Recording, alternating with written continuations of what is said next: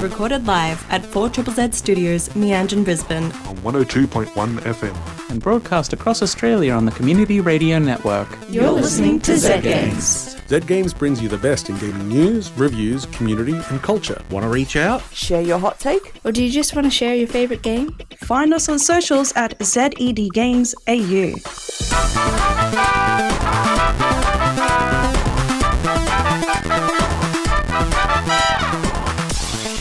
This is Zed Games. Tonight I'm your host Paul, and joining me are Caroline and Tom. Ooh. How we doing? We're doing pretty good. Now, before we get into the serious business of the radio, if you are somewhere near Brisbane, near the Valley, and you like video games, tonight is a night that you can drop into Netherworld. Take the risk. Is it going to be the biggest storm of the year or absolutely nothing at all? It's Queensland. Who knows? Could be both.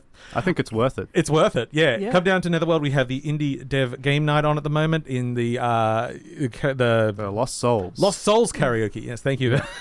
It's running from right now until 9 p.m. Yeah. Yes. It's free entry. Just come down in, come and meet some local developers showing off their wares. I think pretty much everyone hasn't shown there before, and so it's a pretty fresh night. A lot of really cool stuff. There's some board games, some card games, and most importantly, video games. A friend of mine is showing off his game publicly for the first time tonight. What game? Martian Medical. It's a RTS. He has been working on it. I think probably over a decade at this point, just in his spare time. Wow. Passion project. Yeah, I'm like, just go and show it. People are nice. Go and find out. Anyway, this is Zed Games, as we said. And how you two going? I just turned that microphone off. There we go. I'm good. Pleasant. I've been playing video games. Yes. I finally got my computer up and running from the move. And oh, yeah, you guys relocated, didn't you? Yes, and recovering from that still, but playing many games. Yes, and you've been very busy. At any game time fitting in there? I played the hottest new game that everyone can't stop talking about, High Guard. I was about to say Skyrim. Yeah. You know what? I mean, actually, we will actually get into a bit of High Guard tonight. I don't know. I've already got to the point of the year, I don't do New Year's resolutions, but I did feel like this year I'm going to tone back. I'm going to try and just focus on a few niche sort of gaming areas and not overdo it. And I've tried to do that, but I still have about 10 games lined up for review, plus games I'm also buying just to play because I want to play them. And I've overextended myself, and but that's all right. It's fun. What am I going to do? This early in the year already? Yeah, except I do have coming up soonish in my life jury duty. Oh, that's fun. So bring your Switch. I got a Switch, got a Steam Deck, got some books. Who knows? Hopefully no one will pick me because I look like a hooligan. Or I'll just enjoy doing my civil duty. Yeah. Speaking of our civil duties, and that makes no sense as a cutaway, and that also is this. It's the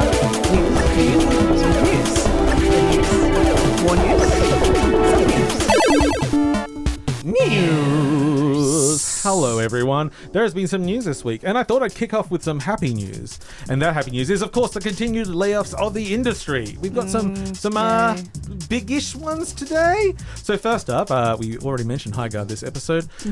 Pretty much most of the staff from the Wildlight, the studio that made High Guard, have been let go quite unceremoniously today.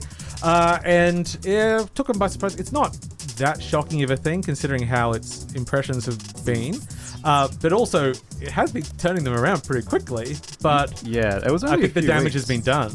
It beat Concord.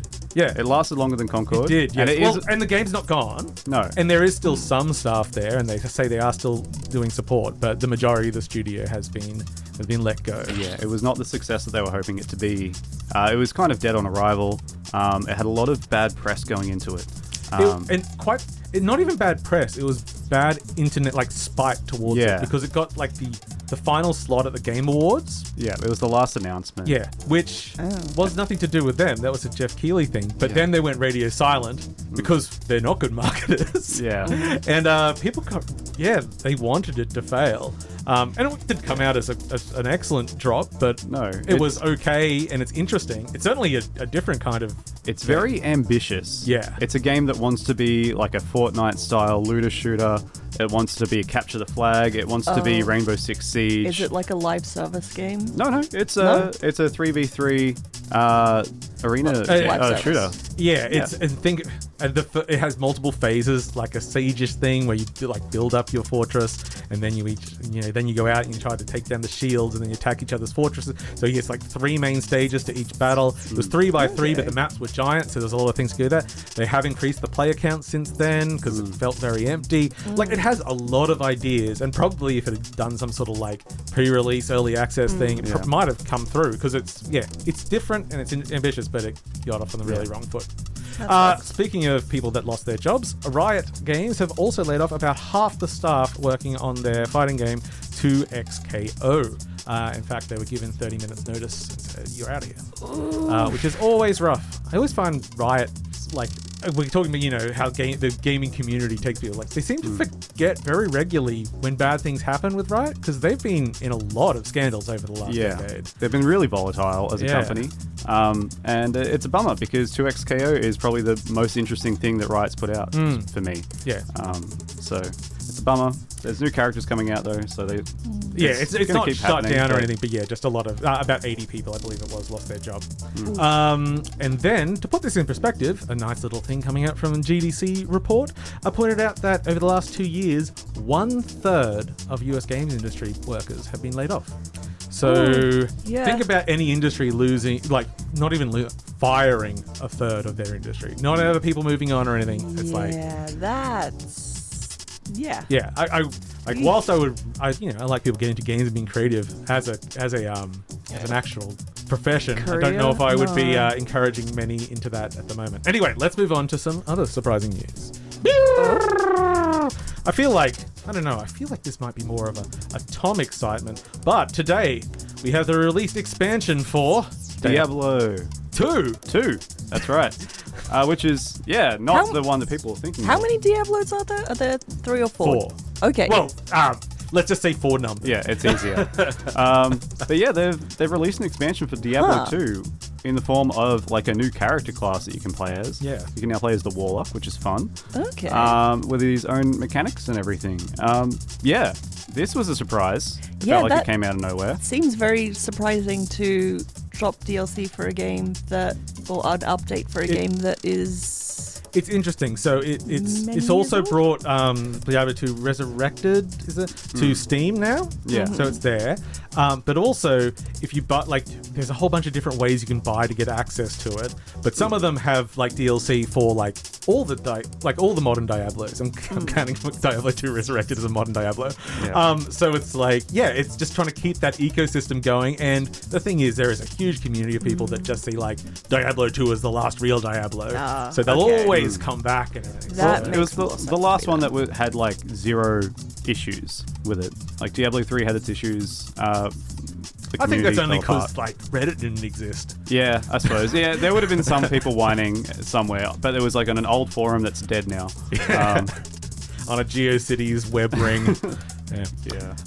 We have got a new CEO for Remedy, and it is Jean-Charles.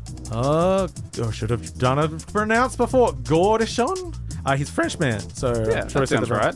Yes, he has come in to take control of Remedy, brought in by the shareholders, and he has 20 years of leadership in global gaming. His career spans senior leadership from roles at Electronic Arts. So that means nothing then. And CP Games, where when he was in charge of profits and losses. Oh, yeah! Wow! He's going to bring that long-term value to the customer. He's going to sink his little teeth into that company and drain it as dry as he can. Or suck it on it like a wet cloth. Or maybe it'll bring lots of money in. There's a lot of red flags. It doesn't mean anything. Like, he is definitely a money guy who wants to push to make money, but also Remedy have been one game from failure every game they've ever made. So who knows? Hopefully he's not actually evil to his core.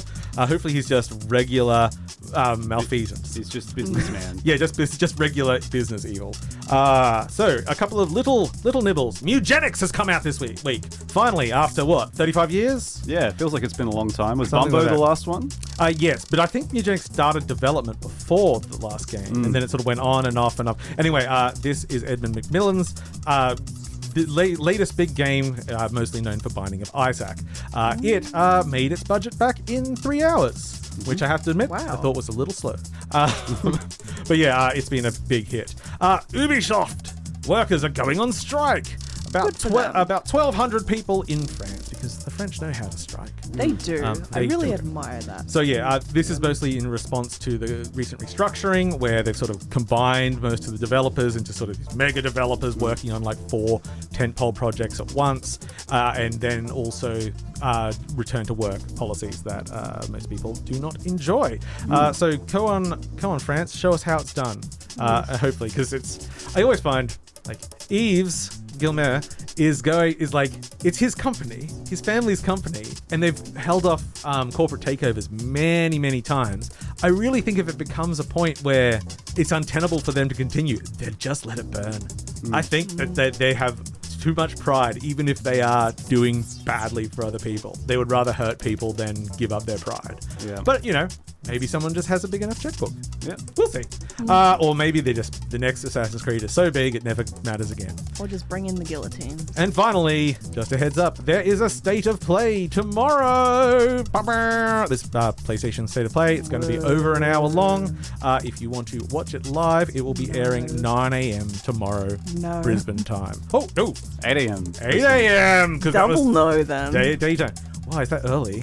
I'll be having a sleep-in tomorrow. Oh. After a certain indie dev night happening, Yeah. I'm going to be sleepy. I don't understand what it is.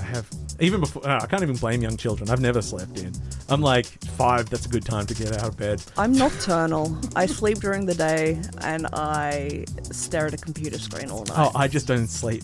Yeah, it's a fine balance. Yeah. So finally, we have some releases coming up. February 13th is going to see Mario Tennis Fever. That's tomorrow, by the way, on Switch 2. Little Gator Game In the Dark, which is my son and daughter's most anticipated game. They literally have been asking for this expansion since last year. We have it on the calendar. Hurry up and release the game, Paul. That's on everything. Ride 6 for Xbox Series X, PC, PlayStation 5. Reanimal, the true little Nightmares 3, comes out on Xbox Series X, Switch 2, PlayStation 5, and PC.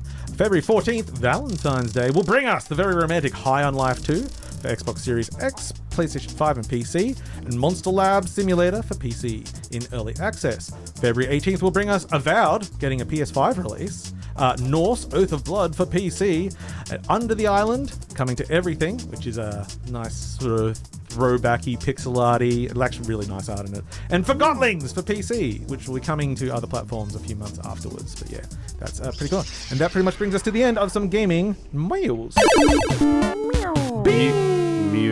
News. That's the one. Anyway, hello. This is Zed Games. I'm Paul. Meow. That's Tom. That's Meow, meow. Caroline. How we doing? Meow. We're doing pretty good. If you are near the valley and you'd like to look at some indie games, we have Indie Dev Night at Netherworld right now. You can go back to Lost Souls Karaoke out the back. It's free to entry. Go check it out. Play some games. Meet some devs. Have It's a dry lovely in time. It's what? It's dry in there. Away from the storm. There is no storm. Anyway.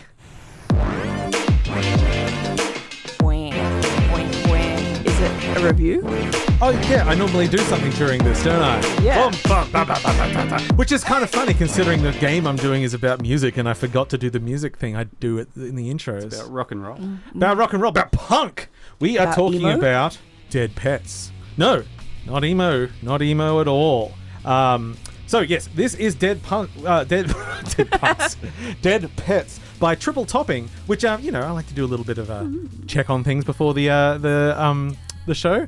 And the game was announced in 2022. The company went bankrupt in 2023, and I cannot find the timeline in between then and this game coming out this week. But they obviously found some money and they were able to finish off their game. And this game is a visual novel minigame fest management of a band with you playing the bass player, and it's her band, and you're all demons. So Nice. general aesthetics-wise, it reminds me of that sort of modern comic art style, which you get in things like Ugly Americans. Sort of, it's basically reality, but everyone has crazy colored skin and horns, or maybe a sucker for a face or something like that. But otherwise, it's actually kind of mundane and kept down to earth. You are the bass player of this band, and this is a slice of life kind of. They like to call it a simulator, but it is in no way a simulator. It's just a visual novel, and you get to go to your job at the cafe, get to go to band rehearsals at night, maybe find a manager, maybe find love. Oh no, everyone's having drama in the band. Blah blah blah blah blah. At its top there, the actual beats I'm saying there, I'm not actually being unfairly derogatory. It is those things that you would expect about a band story, because that's what it is. The difference is it's really, really cool and funny. And then it gets a bit dark. It will put quite a big content warning about halfway through the game, so you can skip some stuff. And that'll be up to you. As far as depictions of things, it's not explicit. But yeah, you can encounter that easily. Other than that, though, it is very attractive. I find it very funny in that one of the first things that brings up the controls, you can walk left and right, and you can hold a button to run, which just kind of makes you do your walk faster. Well, yeah, you don't want to run down the street all the time. That's weird. Definitely not. Yeah, you'll get out of draft. It is very in line with sort of they're young punks, as in they're 30, and they might have to start putting their lives together, and borrowing money and having to pay for things and making choices and dealing with the relationships. And I really, really like it, except for one thing with the dealing with things. When you're talking to people, they often come up with a choice. It's like, oh, you owe me money, and you might be punk and say, nah, I'm not paying you. Or you say, yeah. But on each of those, it gives you what the stat changes are. Oh, this one will give you 2 more to your confidence. This one will give you 1 more to the social and everything. Which means sometimes I make the decision based on min-maxing a game. I'm like, no. So I haven't done a replay of it yet, but I just want to replay it as a narcissist and just do it all on that or whatever. Yeah. You always go back and do the evil playthrough. Yeah, exactly. Just play a bit more. So 2DR there. One of the it's very funny game. There's a lot of things that don't matter in it. You wake up, you water your plant, don't have to, you can. Gives you a little point there. You put on your clothes. Gonna wear some boots. Well, probably pretty much all the shoes are boots. There are a couple of cons. Not to put on your clothes. No, and walk out in there's no explicit nudity and everything. You're more of a just punk demon. Yeah, lots of torn clothes and band shirts and stuff like that. And then when you go out to the city, there's a city map. And this is just, it took me 2 times to notice. When I was trying to work out where I'm going to walk, I just kept being, because your character's being held by a giant hand, just being moved around. So it's full of little touches like that. That's cute. It's very cute. And it's full of mini games. So I mentioned before, you do your job at the cafe. I kind of hate serving games and mini games. They're fun for 1 or 2 rounds, and then I'm sick of it. You're not an Overcooked guy. That's what you say. Overcooked's a little bit different, but yes, I wouldn't play that long term. Oh, no Papa's Pizzeria then. No. Okay, fair enough. This is just simple, and then then after a few rounds, it starts actually getting complicated. And also, being a band game, it's a music game. It has a really good soundtrack, but also fun charts, and you can pick easy, medium, or hard charts. The hard charts are fine for most people that can do music games. But the nice touch on it all is, because it's going through a story, what represents the notes is often what's on your character's mind. So at one point, and I think this is a minor spoiler, people point out that you haven't gone to a dentist ever, and your teeth are bad and they're hurting, and you're thinking about your teeth a lot. So, of course, all the notes in that one are you attacking your teeth. And stuff like that. Yeah, and it makes it whilst not a super long game, kind of everything is bespoke. It's oh no, this person just turns up here once, so we've done a new drawing of them just for this. Oh, she's thinking about this today, so we've actually changed the background art. You might not even notice. So it's a real high attention to detail, but it does also mean it's low interaction in the game. You really just you got a few places to walk, talk to the people, make a few choices, there. But as I said, I had a lot of fun. It's broken up in days. A week is a chapter, so you can play it at your own pace of I'm going to do 5 minutes and do a day, or I'll do half an hour and do a week. I had a really, really good time. It looks great. It's very funny. It deals... Look... No, I can't. I can't spoil my favorite moment of the game. But How's the music in the game? it is both the band playing themselves, and it's a punk band with vocals, which I often find, like, a lot of these punk bands do drop the vocalist out. But even though your character is not the singer, you are the writer. So generally the songs are related to like what's going on. Okay, that's and can sometimes, because it's a band, you replay songs, and sometimes they can take on different contexts, which is fun. Like it's a very smart, with just a solid, as I say, typical like young band story you imagine, like getting a manager and we got a big gig, all this, oh mum and dad, can I borrow some money, you know, all those beats you expect, but it's done really, really well. I really like the characters, and it does like all these like almost Family Guy cutaways, but it's your sketch pad, so it'll be like you having an intrusive thought or something, and it just cuts to like your chibi drawing of yourself like murdering someone with a chainsaw with a sound effect. And I often found that it's supposed to like pop up and then you hit A and you know you continue, but often don't hit A and just see how long they do the continuing sound effects, and sometimes for a very long time. Anyway, that's the gist of Dead Pets. It's on PC. I don't know if they have any plans to port currently. I don't know. Looks like they've got a demo on Steam as well. Yeah.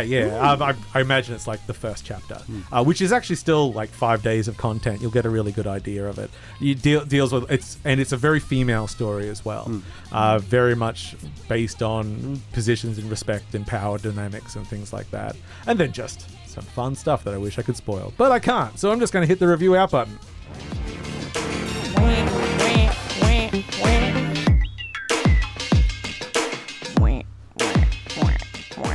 Woo! Okay, and now, Caroline, I hear you've got a little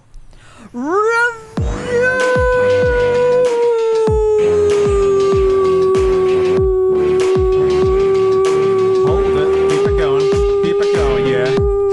No breaking. A little more. Biffed it a bit basically at the made end. it. Yeah. Nearly. Let's go Squeaked over again. the line. Okay, let's go. No.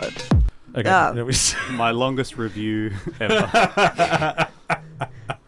Anyway, I am reviewing Cult of the Lamb Woolhaven DLC. Yay! Was released on the 23rd of January, developed by Massive Monster and published by Devolver Digital, and it was the first paid DLC, well, paid story DLC. There are other paid DLCs, but those are basically just cosmetics and a way to give Yeah, it's money. like supporter stuff, isn't Yeah. it? And obviously soundtrack and stuff. Yes. Cult of the Lamb. So, Woolhaven. what's new? What's different? What's hot? Or what's cold? Oh, do y'all remember what Cult of the Lamb is? I mean, I do, but probably let me refresh the listeners. Okay, Cult of the Lamb is you are a lamb, the last lamb, and you have a cult. And shut up. That's Cult of the Lamb. Yeah, and the point of the game is to balance the management of the cult, and that's where all your little bars are that you've got to keep full, like faith, hunger, disease, so that I love people keeping my don't. disease full. Yeah, people don't get sick and die, descent, or starve to death. And then you go out on crusades, which is the combat side of the game, to get resources, progress the storyline. And while that's happening, all of your bars are draining. So you've got to come back to, And the levels are roguelike-ish. Yes, they are. There's a bunch of rooms. You go off, you go into them. They're not the same twice. If you die, you go back to the cult and try again. So, what is new in this DLC? Snow? Snow, indeed! Yes! It introduces Woolhaven, the last home of the lambs, and the goddess of the lambs, Inya. I think that's how you pronounce it. Inya. Sail away. It's spelled... Sail away. It's spelled Yngya, Yingya, who was previously slain by the bishops. Basically, you free the mountain from the heretic Marcosius. I think that's how you pronounce it. Marcosius. He's a wolf guy. Oh. There's a lot of wolf and dog characters, and they're very cute and also horrifying. I mean, that's the style of Cult of the Lamb. Exactly, and that's why I love it so much. If Hot Topic existed in Australia, it would all be Cult of the Lamb. Yeah. It reminds me a Does it lot still of exist dream. anyway? I don't know. What does it remind you of? like Happy Tree Friends. That's the Oh, vibe. yeah. I'm right on board there. It's cuter than that. I never watched Happy Tree Friends anyway. There's two new Crusade locations. Fall Mountain, which is a nice little snowy mountain biome, and The Rot, which is flesh, gooey, gross, amazing. Also, it brings the winter mechanic, which has blizzard, snow, a new bar to manage back at your cult. You got to build a furnace and keep it fueled by during bar winter. this time, you mean a place to drink or just another bar that goes up and down? Both. There's a bar that was introduced in a prior update, and also bar like bar. Oh, That's what I thought 3 you were bars. gonna. No. Yes, yeah, a bar It's that a goes triple up and bar. down, Yeah. which Sweet. is the furnace bar, The furnace because you bar. got to keep it It's- stocked with stuff to burn. Also, you It's can like Frostpunk. stick a dead body in there, and it'll work just as well. For Does it have to fuel. be dead? Yes, you have to kill them first. You can't stick them in alive. Why double handle a body? Yeah. The furnace will do the job. Well, it's just a way to get rid of a Sorry, dead sorry, body sorry, that sorry. you have Yeah. around. You can also put the dead body in the compost to make it into poop, or you could bury it, or you could turn it into meat and eat it. There are a variety of options. There are choices but to be yes. Anyway, you You can do a you lot got to with it. stop your cult from freezing to death. There's also animal ranching. You can keep farm animals and raise them for fleece, meat, and other resources.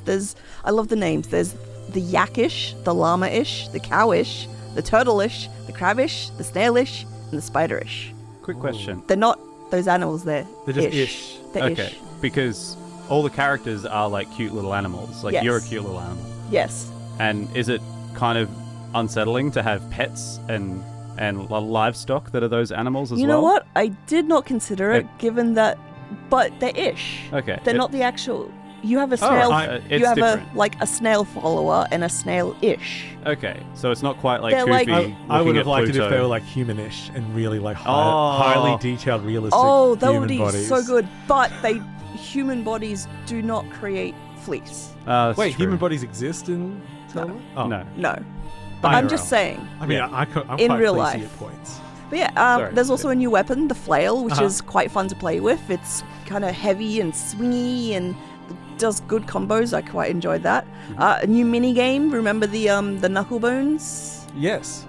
There's a kind of a scissors paper rocky kind of style thing. You Yeah. play with little figurines, and they're a type that wins against the other. Is it But- is it interesting enough to be more interesting and have a strategy, unlike scissors paper rock, or is it just Yes, a gambling thing? because you get 4 little squares, and the opponent gets 4 little squares. They're numbered, and so some of the figurines that you use have an effect, and the effect triggers based on what number the box is, such as like swapping things, and so you got to play with that to get the figurines in the right space at the end. Get some to, Gwent going. Hit him with the Uno reverse. Yeah, rock. basically. Yeah. Yeah, I quite enjoyed it. Also, it fleshes out the story. It was a big, beefy story. Like, who are the lambs and why are you the last of them? Gives you a bunch of new dialogue with old characters and expands upon some of them. And also introduces a whole bunch of new characters. The lamb ghosts! You're rebuilding the Woolhaven and they're all dead, but you're bringing them back. Oh. As ghosts. You don't get to do necromancy, unfortunately. Next expansion. I thought it would be raising the dead, but it's just you're haunting the town. And also the new art is amazing. You know, the cutest rot I've ever seen. I love the lamb ghosts. I might have to get some of the new merch because they're really cute. That's how they get you. Yeah. And the last part of the game is, of course, the soundtrack. As you might know, the audio director, Narayana Johnson, or also known as Riverboy, passed April of last year. He had been working on the soundtrack to Woolhaven when he passed, and what he worked on is in the game.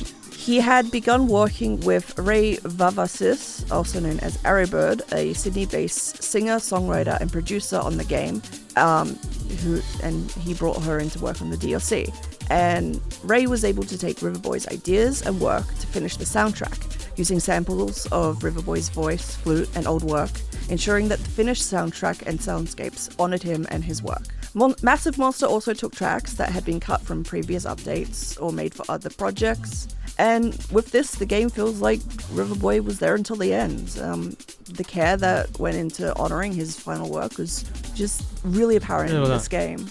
Did you find Riverboy in the game? I did. Yes, it's lovely. There's a little island and he's there playing flute. And he's back at my cult. He's wandering around playing flute, doing the little dance, getting naked when I trigger the ritual of lust and dancing about. Well, I mean, when in Rome. Yeah. I feel like it was really well done. Yeah. The music was beautiful and I really enjoyed it. And the game itself, well, the DLC, it was a good... A fitting DLC for an already pretty great game. Yes. Yeah. And that is my review. Woo! Woo!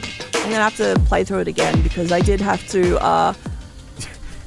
because I played it in, I don't know, 3 or 4 days, I had to put God mode on just to get through it. When you said that to me just because you wanted to finish the story, I was like, hey, a modern game that lets you put God mode on? Yeah, I didn't realize that it had so many good accessibility features. Yeah. I don't know when they put that in because I haven't played since, it came out. Yeah. But yeah, God mode, you can have unlimited, basically mana. You can stop the bars from going down when you're out doing the crusades. Yeah. It's good. Yep. We are now going to listen to some of the music we were talking about. This is Riverboy from Culty Woolhaven. And it is called... What's that name again, Caroline? Yunga? Or Yugna? Yugna!